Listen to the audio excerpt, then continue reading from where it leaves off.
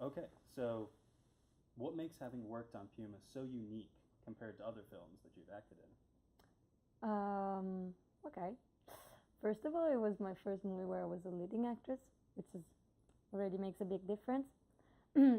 Second of all, I think I just got really close to Puma just when I got the audition first, because it reminded me a little bit of my personal story also.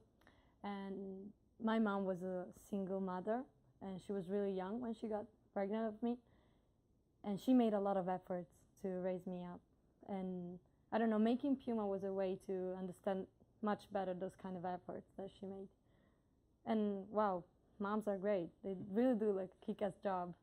So that's probably the special thing about Puma. But then every movie has its own. But just this in particular, it's what really makes me so close and so loving Puma.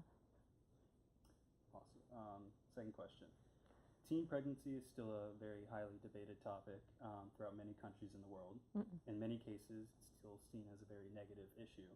How do you feel Puma changes the conversation regarding teen pregnancy?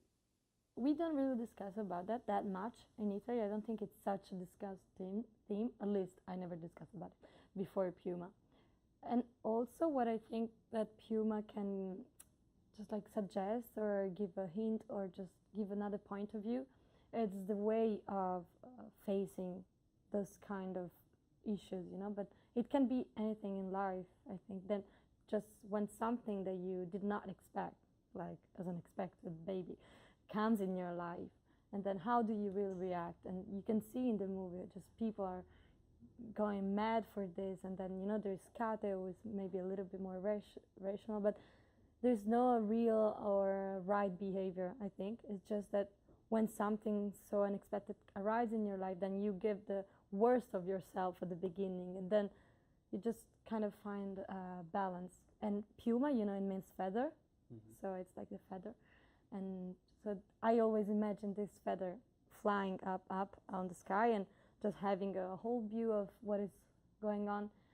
And when you know that your problem, which in probably the first moment can just look like a wall, right?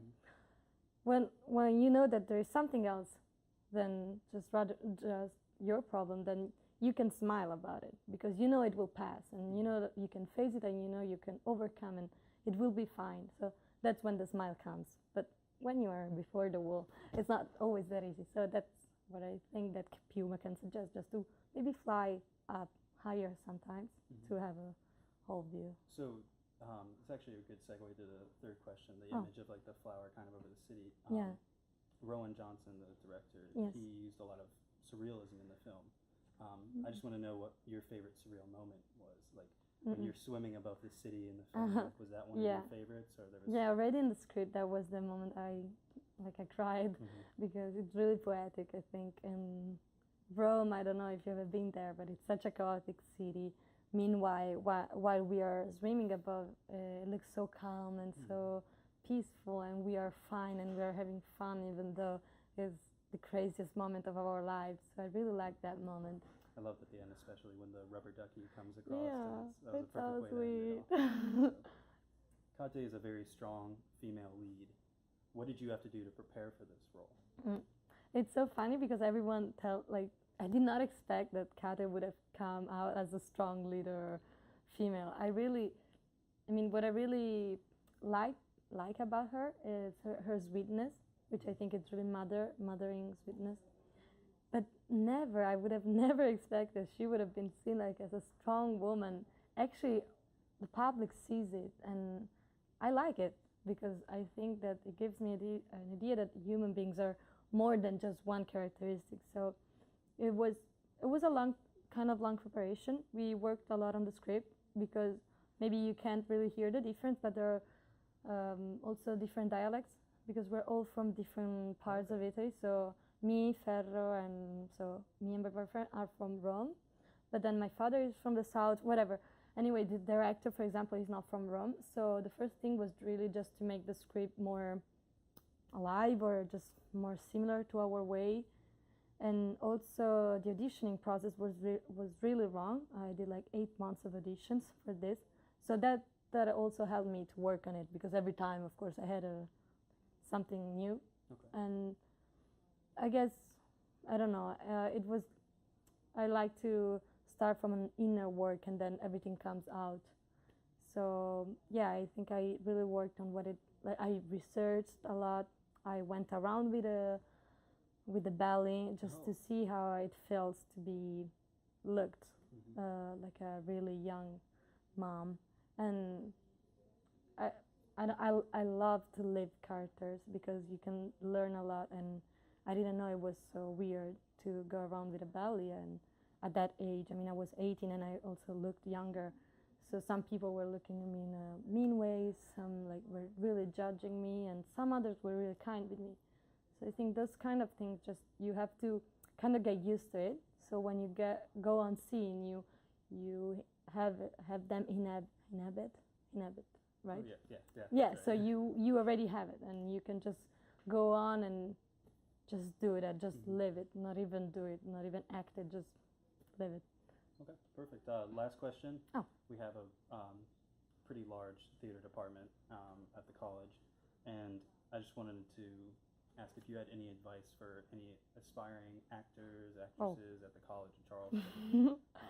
Wow, I'm so young. I don't know. Yeah, actually I know.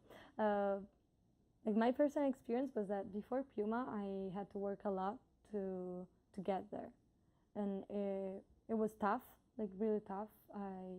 We also have a really corrupted country, so it means that if you get a role, you may not get it. And it happened to me many times, and people just told me I was not good enough, I was not beautiful enough, I was not tall enough, there was something, I was not enough. And it was really hard to keep me thinking that I just, like I could do that and I wanted to do that. And I think this big desire, and I'll say also like this big dream to make it just encouraged me to continue every time, not listening to what was going around, and just go straight where I wanted to go. So I guess I really believe in goals and the importance that they have in life, because they can motivate you so much to do whatever. And I can see in my daily life, I give a lot to this because I care about it and I want to do it in a good way. It's not. So yeah, I guess let's put big goals and let's try to reach them as far as we can. Of course. That's it. That was awesome. Thank you so much. Thank you. Good to cut. Yep.